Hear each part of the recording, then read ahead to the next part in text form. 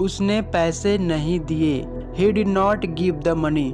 He did not give the money या he didn't give the money. तो चलिए हम इस सेंटेंस को इंग्लिश में ट्रांसलेट करने का नियम समझते हैं।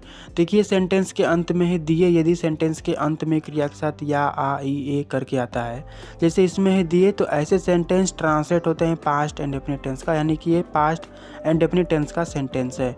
ये नेगेटिव है तो पास्ट इंडेफिनिट के नेगेटिव सेंटेंस को इंग्लिश में ट्रांसलेट करने का स्ट्रक्चर होता है। पहले सब्जेक्ट इसमें है उसने, यदि किसी लड़के के लिए कहा गया हो तो ही, उसने किसी लड़की के लिए कहा गया हो तो सी।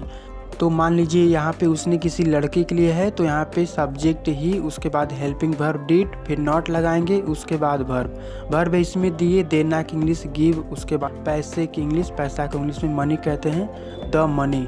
ही did not give the money, उसने पैसे नहीं दिए, इसकी इंग्लिश है ही did not give the money. Money से पहले द लगाने से ये हो जाता है किसी स्पेसिफिक मनी की बात है सेंटेंस में। इसके अलावा आप यह भी कह सकते हैं ही डिड नॉट पे द मनी, उसने पैसे नहीं दिए की इंग्लिश ही डिड नॉट पे द मनी, या फिर ही डिड नॉट पे, या फिर ही डिडंट पे।